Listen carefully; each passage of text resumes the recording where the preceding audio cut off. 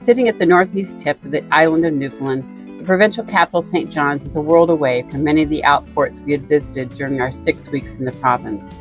Almost half of the province's population lives in the greater St. John's region, and as the seat of government and the home of a major university, the pace is much busier here than we had seen elsewhere.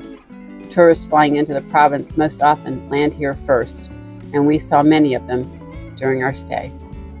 Leaving the Irish sloop on the southern Avalon Peninsula, we rejoined the Trans-Canada Highway and drove within 2 exits of its eastern end.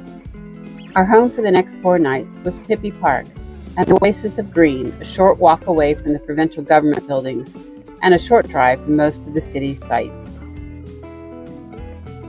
Not wanting to stress out about tight parking in the city, we purchased a 10-ride bus pass to get around the city on the metro buses. The buses stopped on the street just outside the campground.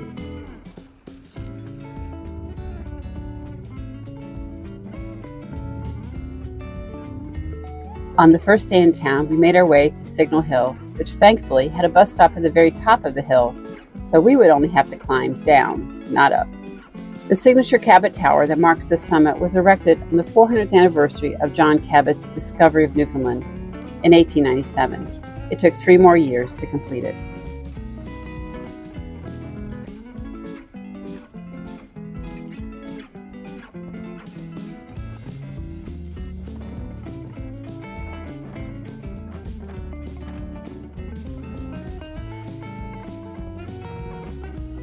Although Signal Hill would receive international fame a few years later, its name had nothing to do with international communication, but instead for its location as a strategic defensive position and an unequaled spot for signaling the city if there were threats seen from its heights looking out to the Atlantic.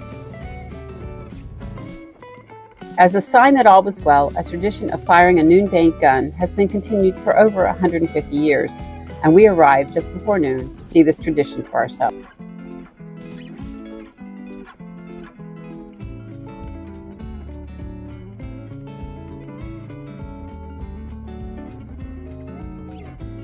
Anyone can sign up to fire the gun on a given day. However, this day's volunteer was running just a little bit late, so the noonday gun was actually fired at 12:03. Better to rely on other means of setting your watch if you need accurate time.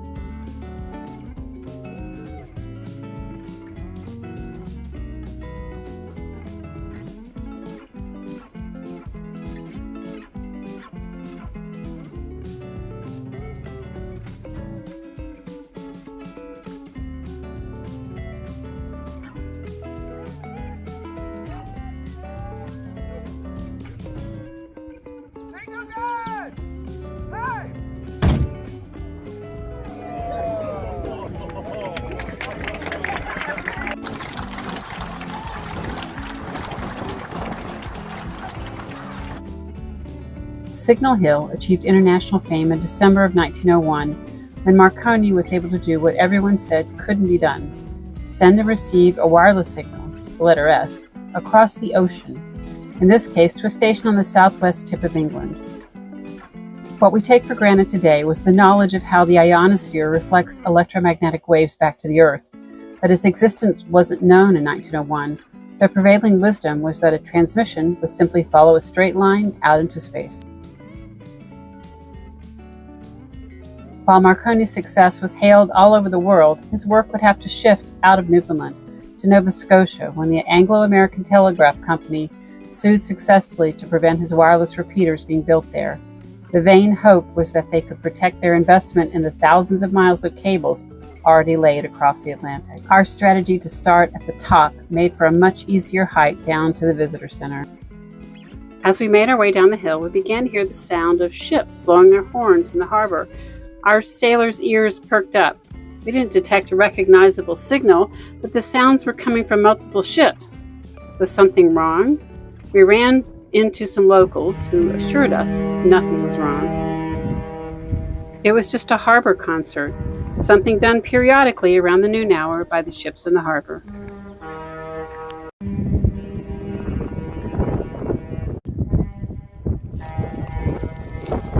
Signal Hill was the site of the city's defenses for centuries, successfully protecting the city from a sea invasion.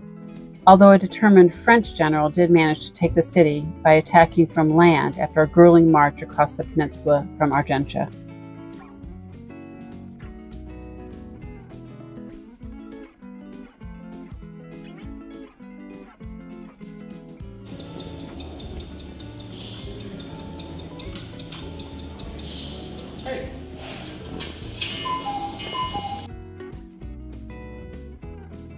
From the visitor center, we continued to work our way down the hill along a trail leading to the Quidi Vidi village.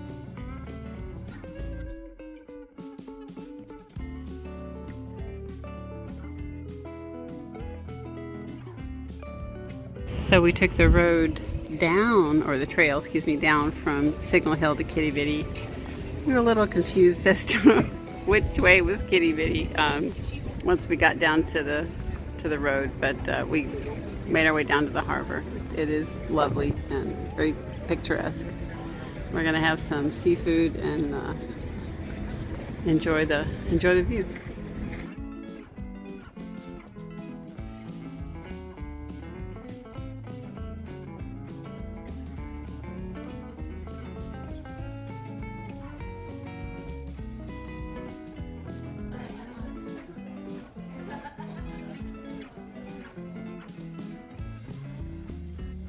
After a late lunch, we made our way up the hill to a nearby bus stop. We wanted to check out George Street, noted for having the highest concentration of bars and pubs per square foot in North America. Since this is not our usual hangout, you might ask why this was on our to-do list. Simple. We were running out of time. We needed to get screeched into Newfoundland, a must for those who've come from away. Now I've got 5 lovely people who want to become an honorary Newfoundlander. Now my friends, moving closer to the bar, and welcome to my pub called Trapper John's. We have screeched in over 200,000 people. Been here over the years to get screeched in. And my friends, all the things you're gonna do, they're all really, really easy, so don't worry about it, okay? And so where were you born? I was born in Pictou, Nova Scotia. Oh, Nova Scotia, oh, Pictou. That's From where my little Joe was from. tiny town. Okay, and your name? Kathy, Where you born? Thomasville, North Carolina. Oh, yeah. Ah, she lives in Jacksonville, Florida. She told me. But you're not from there. No, not at all. I've been to Jacksonville. I've been to Raleigh-Durham in North Carolina. Yeah, that's where my So sister lives. you're from North Carolina? Yes. Fantastic. And your name? David Dieter, Where you born? Rochester, New York. Rochester, really? You were here a few nights ago. I had a whole bunch of young ones here. They were all from New York, actually. They were all from Queens, actually. Big difference. And we call it bologna, Newfoundland steak.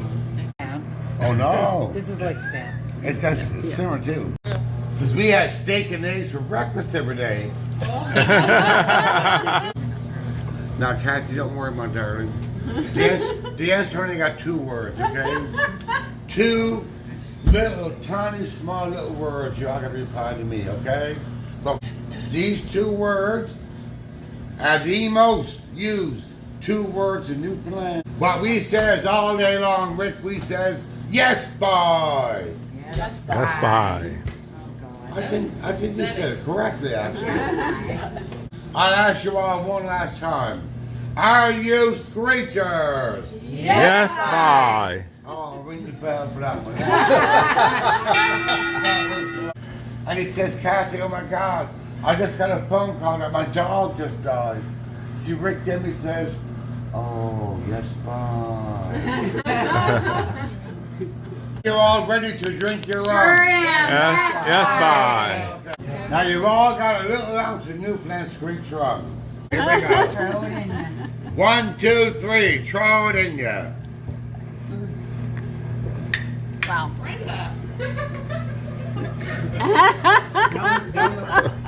See, See, David, it tastes pretty good because it's not from Newfoundland. It's from Jamaica. And we gave Jamaica all the barrels of fish And they fill up our barrels in return with Jamaican rum. Been going on back and forth for 500 years. And you've been to Jamaica? Yeah, I've been a few times. Have you been? I'm going to say a very famous Newfoundland saying. And all together, you're going to repeat them all after me. So here's my saying. Indeed I is me old cock, and long may your big jib draw. Can we do that? What's an old cock in Newfoundland? A rooster? Oh my God, Dave. We called the rooster rooster. Oh. I know this fella Andrew for years and years. He's me old friend. So he's me old cock. Oh.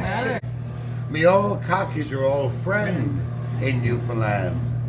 Jimmy says to your old friend, and long may your big jib draw. Who knows what a jib is? The foresail in a... Yeah. The jib holds the front sail Yeah. on your old cock's boat. What we all just said in our language. Wherever you go, my friends, may you always have wind in your sail. Where's your good squeeze? Come on, Wendy.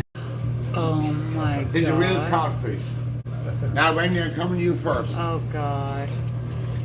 That is the ugliest cod. Oh, come on, Kathy. He's that fishy. Come on, Rick. Like this. Oh. Now, Kathy, I will take my Newfoundland sword. I will now knight you all. And make you all an honorary Newfoundlander. Come in, David. Yep. Told you over the years, Brenda, we have now screeched in here at this pub over 200,000 people. I love Now, my friends, I hope you have a great vacation here in Newfoundland. I'm now going to call your names and give you all your Newfoundland certificates. And Dave, everybody. Thank you. And Kathy, my darling. Thank you. Great job, guys. Great job. Great job.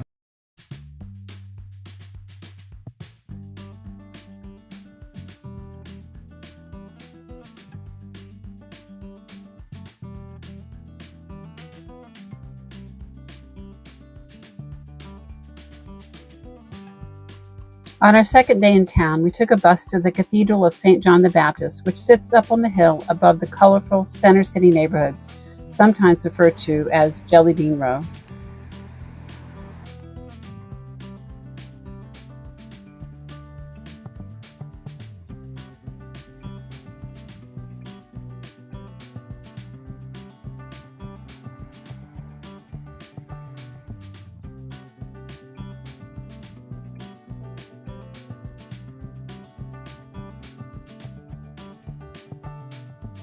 At the bottom of the hill is Water Street, which becomes a pedestrian thoroughfare for most of the day, allowing locals and tourists to enjoy the eateries and shops along its several blocks. We had an important stop to make. We had earned a free ice cream at Sweet Rock.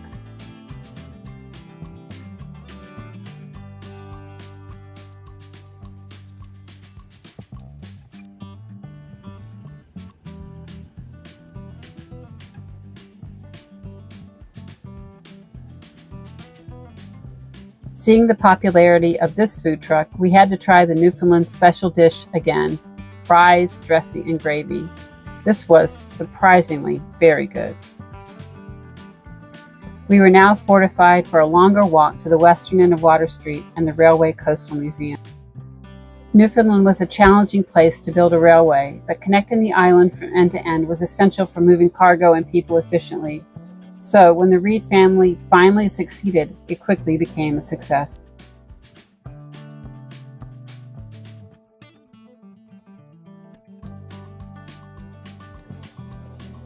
With their rail monopoly profits, the Reeds expanded to streetcars, steamships, dry docks, and vacation cabins. But as with every monopoly, the relationship with the government started to sour, and by the mid-1920s, the Reeds sold their interest to the Newfoundland government as a money-losing operation. The new general manager, Herbert Russell, was able to turn it all around, retiring the company's debt and turning a profit through the rest of his tenure, earning the admiration and respect of his employees and the general public.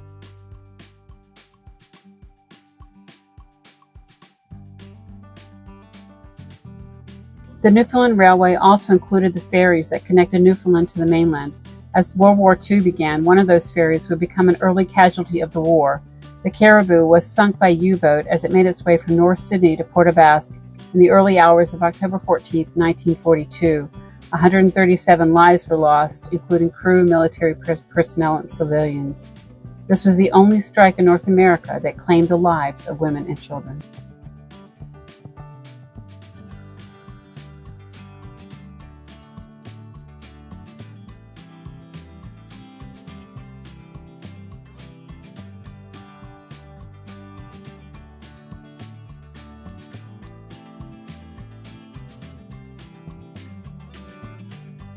While the demands of the war, moving men and materiel, made the railway profitable, the post-war years saw profits decline, and the decision was made to shut it down, first for passenger rail, then in September of 1988, the last freight train made its way west.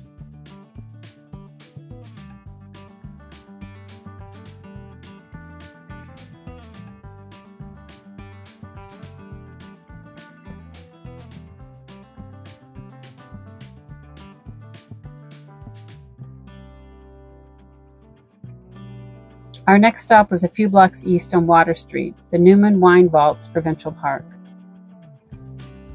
The Newman Wine Vaults tell the amazing story of a 300-year connection between wine produced in sunny Portugal, aged in the cool climate of Newfoundland, and sipped by England's aristocracy for generations. So they rebuilt this one, right? So this is the original. This one's the original, and you can see like all the more modern attempts to like reinforce, right? So this mortar was from like 1947. Yeah, I picked up on you said that the harbor used to be closer. Yes, it did, yeah. Right. And when the Newmans sold their estate to Taylor Fladgate, which you may know or not, they had a few stipulations. Bigger vats, I guess now.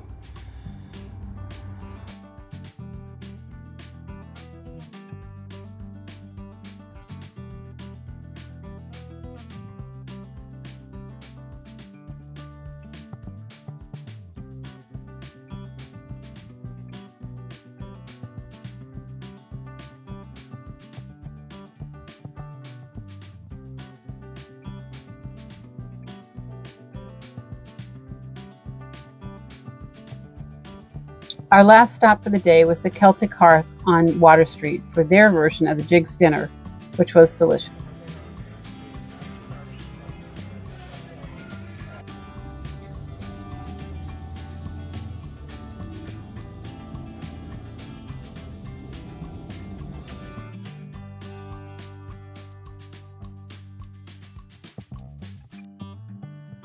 Our third day would be our last to tour the center city. The pass we purchased for the Newman Wine Vaults was valid for a second site, the Colonial Building. This had been the seat of government for more than a century until the new Confederation building took over in 1959.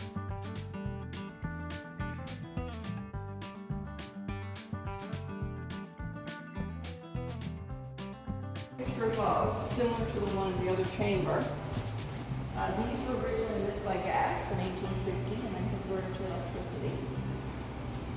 The table in the middle and the desks are all original. The chairs are not original to this room necessarily. They were in the building, but they're not the chairs they would have used. They would have had small. Having been restored in 2015, the historic building's two chambers were resplendent in their original colors, originally painted by Alexander Pinikovsky, a Polish fresco painter who was serving a 15-month prison sentence for forgery. They approached him about painting the ceilings. Yeah, so they said, would you paint the ceilings and we'll reduce your sentence. We'll also allow you to leave the jail every day, and you can paint, and you don't have to sleep in the jail. So that's what he did. As our tour ended, our guide told us we were invited to a garden party at the government house next door, being hosted by the Lieutenant Governor. Wow, and we had just been honorary Newfoundlanders for 2 days. For lunch, we made our way to Anderson's for a smashed burger, after several people had recommended them as the best, and they were right. After a lunch and some dessert on Water Street, we decided to accept the invitation to the garden party.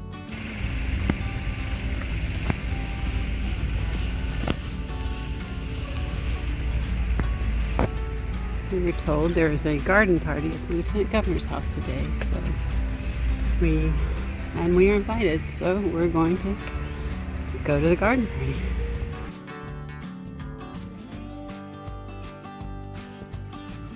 The annual garden party was to honor the 100th anniversary of the Royal Canadian Legion.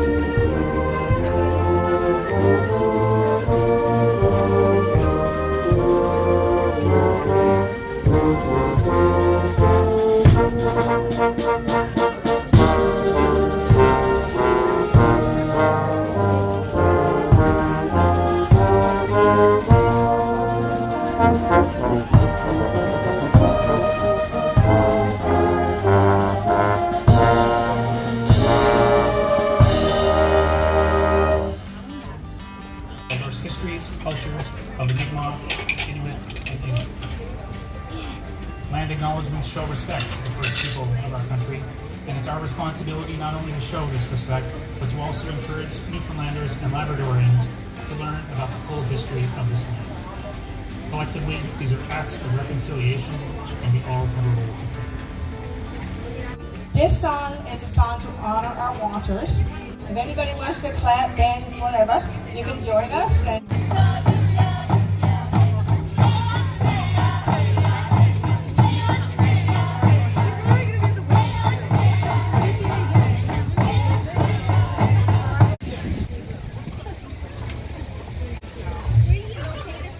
It's beautiful. What a great way to start our garden party. Good afternoon, beyond the noon. Before I begin today, I want to acknowledge the recent loss of 2 lives at sea that occurred yesterday off the coast of Brents Cove near the Bayreuth Peninsula. Newfoundlanders and Labradorians have a deep and lasting connection to the sea, but unimaginable losses like these will always be so hard for us to endure. I'd like to pause for a moment in remembrance of these 2 lives lost. Today, we also recognize all those who put themselves on the line here at home to ensure that our health, our safety, and our democracy is protected.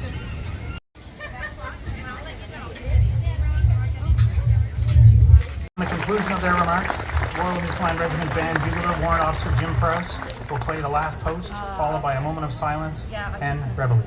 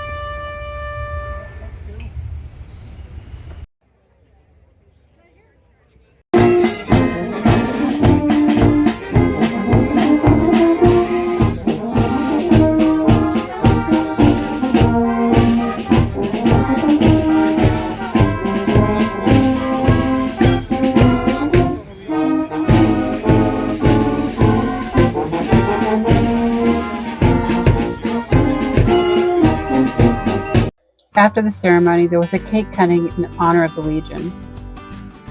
We enjoyed some of the refreshments along with the music before heading home.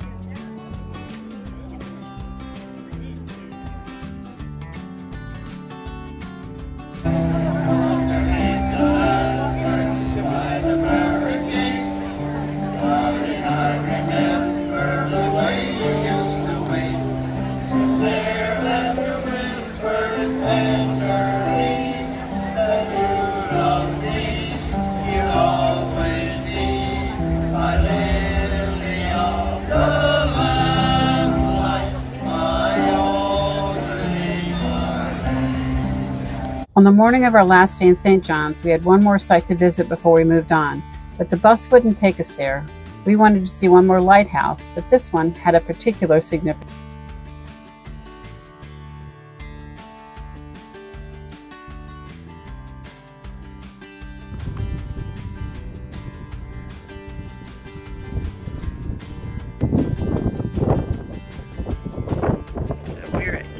Lighthouse, but you wouldn't know it. The fog has come in, and although this is the easternmost point of the U.S., of North America, apologize. Can't see much of the Atlantic either.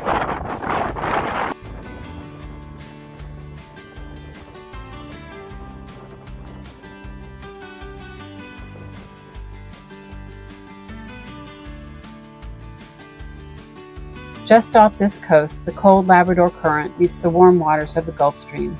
In addition to the productive fishing grounds that are found here, fog is also the frequent product of this intersection.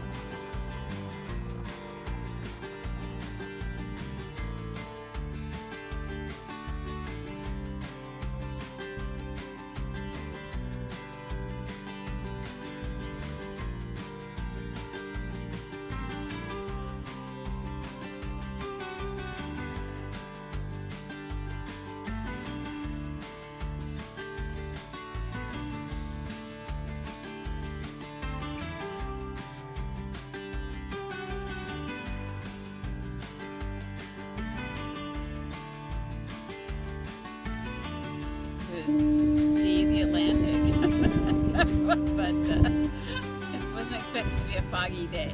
But it's cold. You know, the tip of North America. Do you want to share with people how wet the chair is before you sat down in it? No, but I would like to get up. So we're done. The memorials on this rock point to 3 men who died here 3 different times, but they died by drowning. And if you look from here, from this rock, the side there, the waves would have to have come very high, very fast, to come up and sweep them away. Sticking so far out into the Atlantic made this a strategic military position during World War II.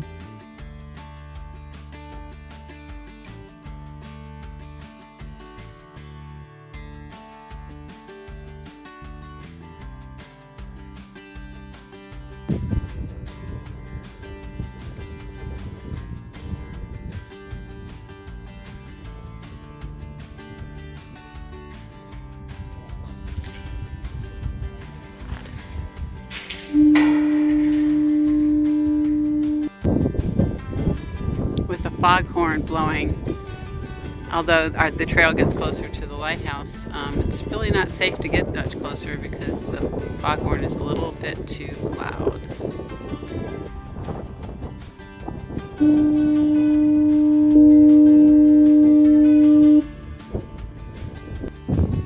There's the lighthouse, it is there.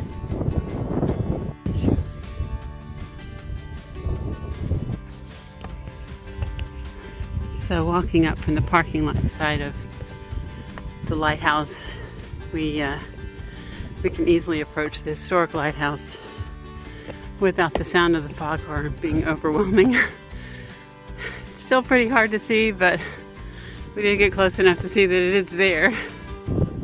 This is Canada's oldest lighthouse. It's not, this particular building or structure is not in operation anymore. It was replaced in 1950 by the White Tower. And the design is very similar to that at Bonhams.